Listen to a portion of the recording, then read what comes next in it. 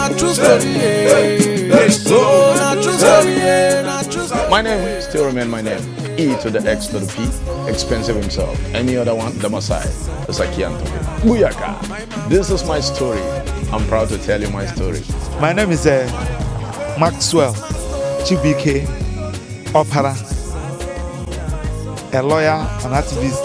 This is my story. My name is Zachary Aldo, and this is my story. My name remains Ekbutu Emmanuel, and this is my story.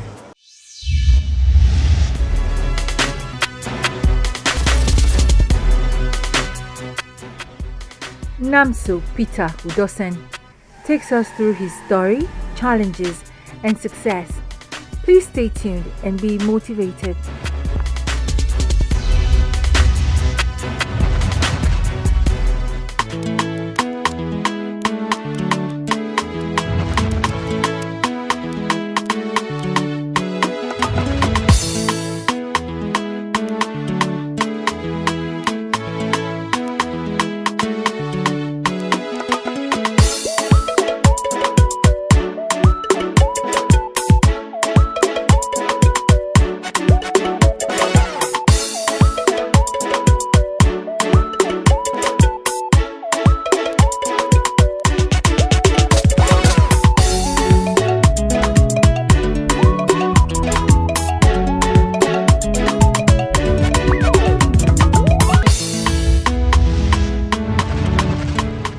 I am Namse Peter Udosen from Akwa Ibom State originally, but I was born and bred in Lagos State. So I lived most of my life in Lagos. I started my schooling at Air Force Primary School, Nav Base Ikeja, that's a logistics command, where I did my basic primary education before proceeding to the Nigerian Navy Secondary School in Ibara, Abeokuta. My schooling in Abeokuta really changed my life and really helped me become who I am today.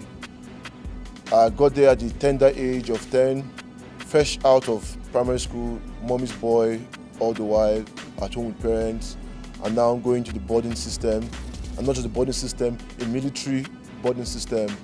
It was a shock at the beginning, but it really helped in molding me and making me who I am today. The Navy Secondary School was unique at that time because we had students from all over Nigeria. So that was the first time I was actually meeting people from the north, from the south, from the east, all tribes. And it was a great experience, and most of us that were there at that time, we still share that bond, and we still carry on with that bond till today.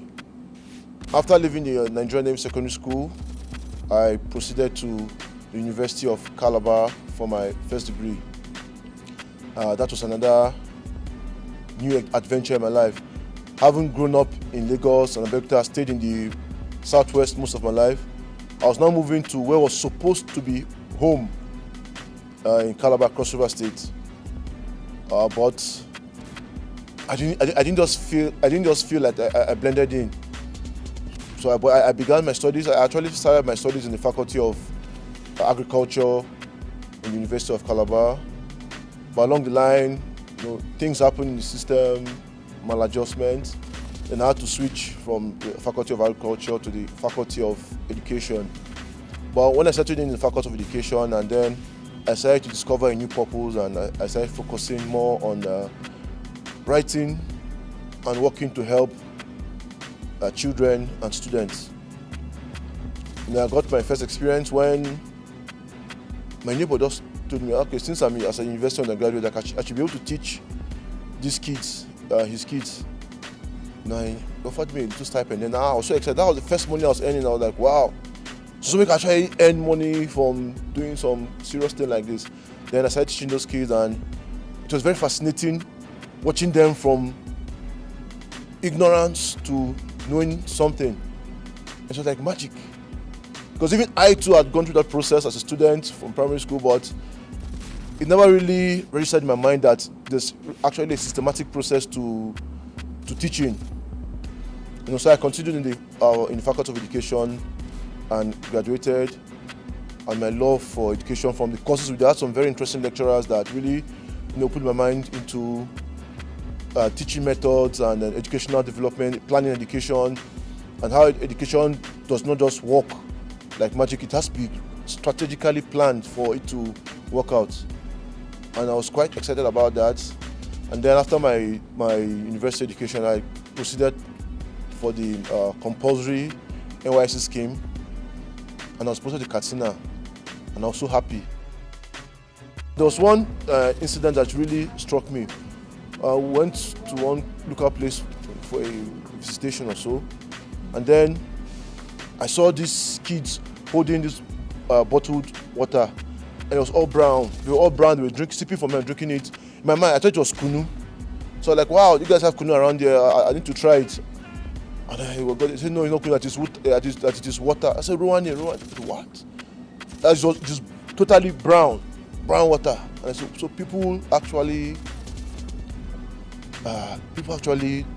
drink this water that I cannot even use to bath. And someone is drinking it with relish. And then I knew that, we really need to do a lot in our rural communities. So as part of our work then, we used to do outreach and educational programs for children and reading programs. But after my youth service, I was in Abuja briefly working with the European Union, and then I got admission to Ahmadu Bello University for my master's degree, still in educational administration and planning. It gives me joy to see them transform from raw materials to finished products. And I try to maintain contact with all my students I've taught in the last 7 years. I try as much as possible to keep contact with them and see how you're doing. So I'm doing upper secondary school, higher secondary school now. I say, how are you doing? How are you picking up? And I'm happy I see people that came in raw are now doing well in the secondary school. Because I actually teach children in the primary school. Because I believe that the primary school is the foundation of all education. If you don't get it right at primary school, all the rest you're doing, you're just building on faulty foundation. Stay tuned and we will be right back. Life is full of people who pursue ambition in a bid to make progress. They have experienced volumes, catalog of losses, ranging from loss of life to loss of joy, loss of family, loss of dignities. Fact, some sacrifice their health in a bid to obtain progress. Life is about impact, it's about touching lives.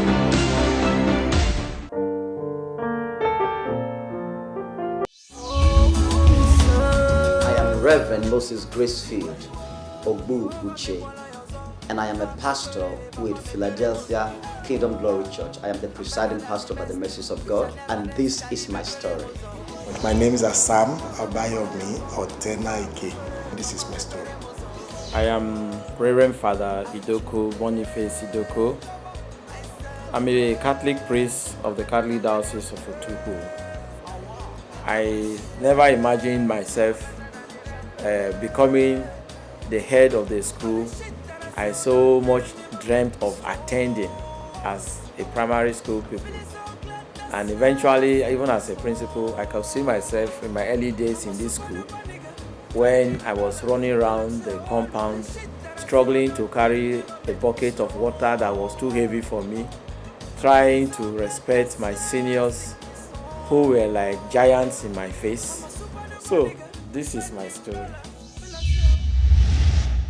As a young kid, fresh from a mommy's, a home of the family, then going to a boarding school, and it was a military boarding school, and we were given lots of tasks, cutting grass, big portions of grass, doing some very strenuous military drills. For a kid of 10, 11, 13 years old, I think that was a little bit hard. But now, as an adult, I feel okay, those things helped me at least to be able to pass through tough times. But I think maybe with the information we have now from research and everything, we can still do those things, but at a more humane level. In my boarding school then, there were times when we were left to the whips and caprices of our seniors, and some things that they did to us. I can't mention it on camera, you know. But at the end, it was okay. I can say it helped me, but I don't think it's very appropriate now, you know, to allow young adolescents to be controlling young adolescents free-handedly, using anything at any available thing at hand to inflict discipline on younger students. So those were part of the things that I didn't really enjoy, or I don't really subscribe to now. And also we had to haul kegs of water and other stuff long distances, and but at the end we still excelled academically, even with all those challenges, running from seniors, hiding from officers, dodging, but we still had more time. We still came out with good results. So when we say whether it was good or bad, I don't know, because I see lots of young people these days in university with the internet at their disposal, boarding houses, air conditioned, no senior chasing them, no punishment, no flogging, but they're not doing as well academically as we did in our time. So I don't know whether to say those things were bad or whether they are good, but I think there should be a level of balance between the physical exertion given to young students and too much liberty.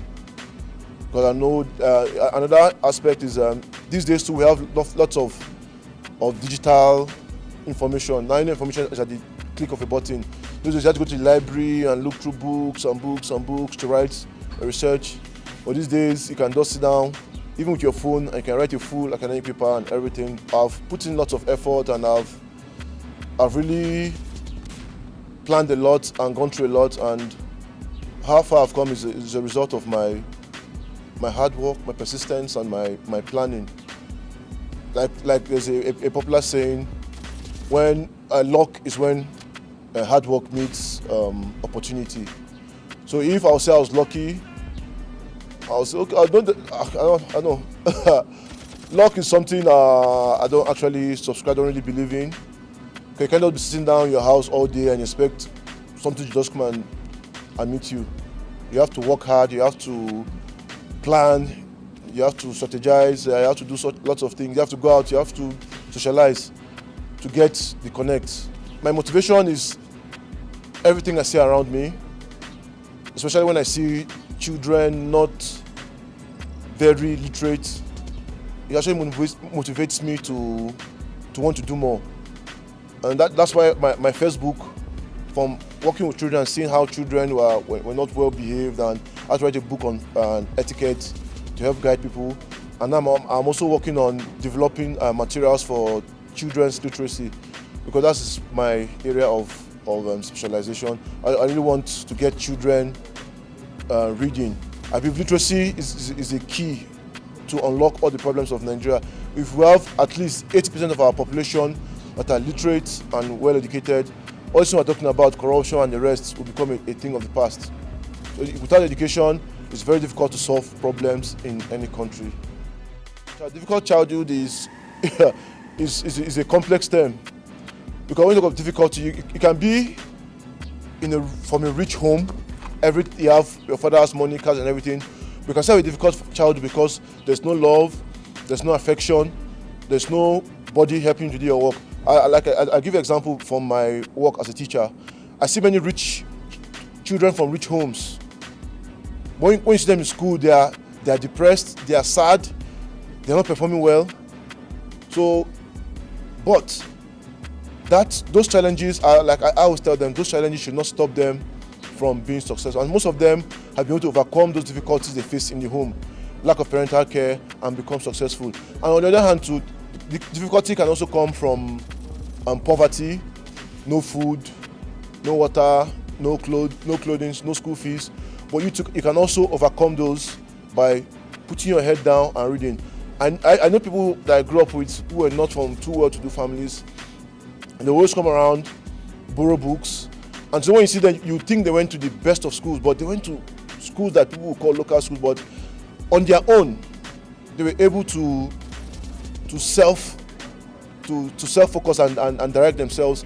and today they are successful. So a difficult childhood, whether it's difficulty of finances, difficulty in emotional attention, difficulty in other circumstances, shouldn't be an excuse or a cause for failure in the future. In fact, it should be a reason for someone to be more successful.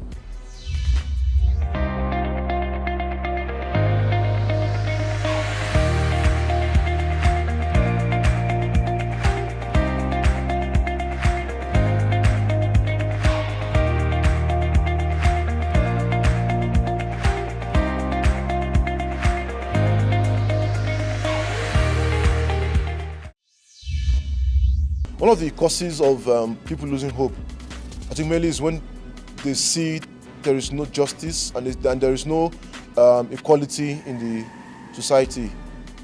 When you see somebody, you're putting in effort and your effort is not being rewarded. So as a government, the best way a government can help its citizenry from losing hope is by ensuring there is justice and equity in the society. You have to ensure that there are basic amenities in every nook and cranny of the country.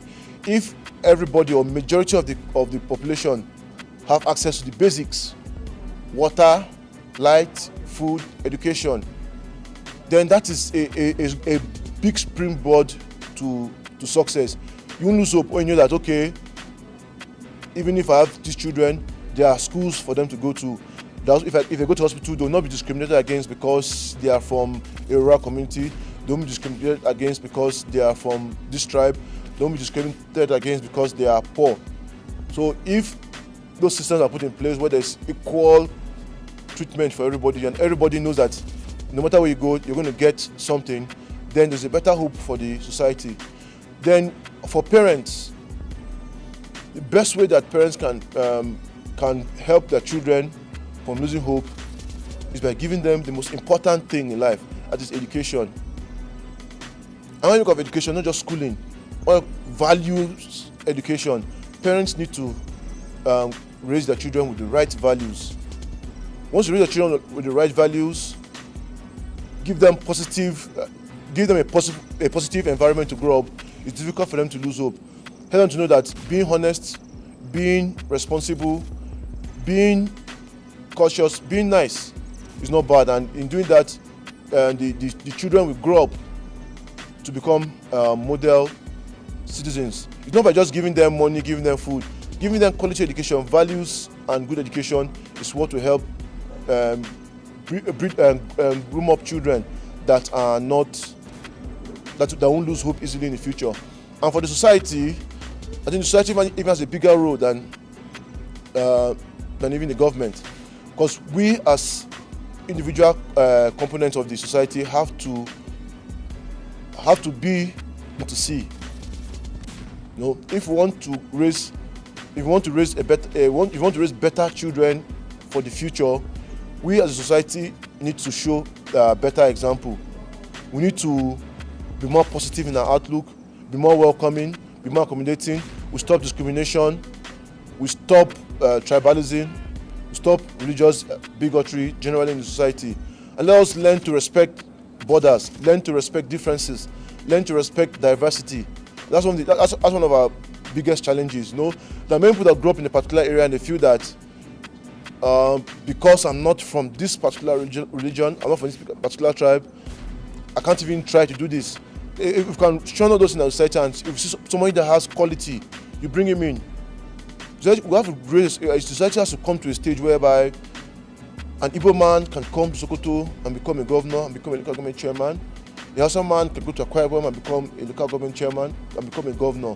Until the society gets to that level of understanding, when you know that anybody can come up, as long as he has value, he has something to offer, then he's free to come and contest for anything, to come and do anything, to come and run any business. Then if society does not create that environment, it's going to be very difficult for the government to do all of that. Because I notice some states where they've passed laws, the government has passed laws that there's nothing like indigenship. Everybody there, as long as you've lived in that state for a particular number of years, you're an indigene, you have equal rights. But the society in that place, there's a law, the government has passed a law to help that, but the society there will not allow it. When you come and say, this one is from this place, He's not from here. He's not one of us. Why should he come and want to get a job in our ministry? Sometimes I've seen governors that appointed SAs, appointed commissioners, appointed aides from out of the state in quotes. And the citizens in that people in that society will kick against it and say, why should you bring somebody from that state when we have indigenes? If they're not an indigene. That indigene thing is nonsense. So for the society, the society has even a bigger role for inspiring hope. Because someone like me now, I cannot come and stay in, I can't live in Sokoto and the indigenes are telling me, this one is from Akwa Ibom, this one is from this. So how do I have hope? Okay, how do I have hope? You tell why apply? Why don't you go back to your state to apply? Things like that.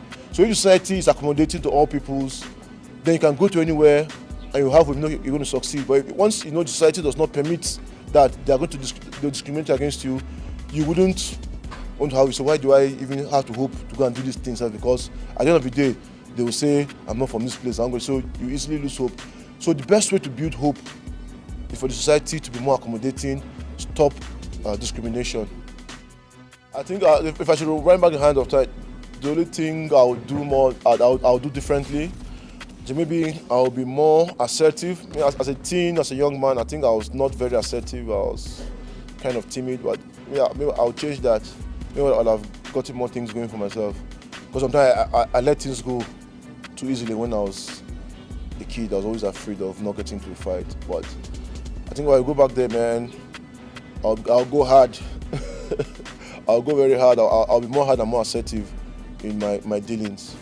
I mean, maybe more social, because I was not very social as a young teenager. I didn't really have too many friends. So maybe I'll have more friends. It could have been worse, it could have been better. But I think my perseverance and at a stage in my life, I realized that everything was up to me. I realized that mommy cannot take you there, daddy cannot take you there, auntie cannot take you there, your friends cannot take you there. It's only you that can take yourself there. When you show your value, people would value you. And that became my driving force. I remember when I went for service newly, and I was there, we were all thrown into youth service, all of us, we were all neutral, nobody from anywhere. I discovered that my value sold me out. And when they did elections, when they were doing anything, we were saying, Namse, do this. Angel are doing Namse, come and do this. You want to make a presentation on Namse? I was like, okay. No, before I didn't to believe myself. At the point I said, okay, I have something to offer. Because being a shy, quiet person, I used to think, I don't have but at the point, and then discovered that, okay, you have this thing in you. Now show it to the world. Accept yourself more, and then I discovered that was the key to success. I was able to go to places where I don't know anybody and just do my thing, and they say, okay, yeah, come and do this. And that's why even coming to Kaduna for the first time, I went to Kaduna, I didn't know a single person. I just entered Kaduna. I was going for a job interview. I just called on two friends and I said, okay, lodge. They directed me to a hotel where I lodged, went for the interview, I got the job. From the hotel where I lodged, I sat down with people and we got this thing and talked, okay, I'm looking for a house. They helped me. And that was how I started my life in Kaduna. I never knew a single person, no family, no friends. So later, I started meeting people. Okay, I was also my secondary school classmates. And then I started making new friends. And I said, okay, success in life is all about how you push yourself, how you exert yourself. That's what determines success. Like I love one saying from the Benedictine order, a religious order of monks. He said, laborare et orare. To walk is to pray. So my own prayer, yes, I believe in God, but my own prayer is by my work. Once you work hard, you put your head down, you focus, success will always come away. And that's the secret of me coming this far in life. Because at the point, there were times that people would say, you can't do this, you can't do that. You just went and stay in this place. Who do you know there? You won't survive there. After 2 years, you'll come back. But now I've stayed in North for many years now. I'm going to 8-9 years. And I'm adding more feathers every day, making more accolades, and breaking new grounds every day. So I think we need to work hard and believe in God. God would always reward a hardworking person. I'm an easygoing person. I relax by hanging out with friends, having a few drinks. I'm still single, not married. And people often ask me, why are you not married? Why are you not married? Why are you not married? Why are you not married? I believe marriage is a very sacred institution. It's a very serious business, and I don't think I should allow societal or family pressure to push me to getting married. Marriage is something that you meet somebody that's your soulmate, someone you can bond with, someone that would make you flourish. And so for now, I don't think I've made that connection yet. So some people always ask pressure. I don't feel pressured to get married. I don't feel pressured to get married. I feel more pressure from Lassa fever right now.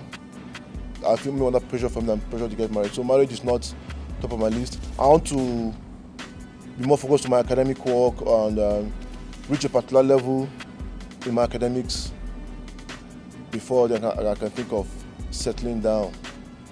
And I have a vision of creating a very big educational empire in Nigeria that will help in bridging the gap of instruction in, especially at primary schools. So I'm working on many things in that regards, and I hope that by the time it comes to fruit, that it will create a change in the educational system in Nigeria. I love traveling a lot. I love visiting friends, and this is my story. And that's it on My Story today. For your comments and suggestions, please send a text or WhatsApp message to 0806 004 2843. Thank you for staying tuned.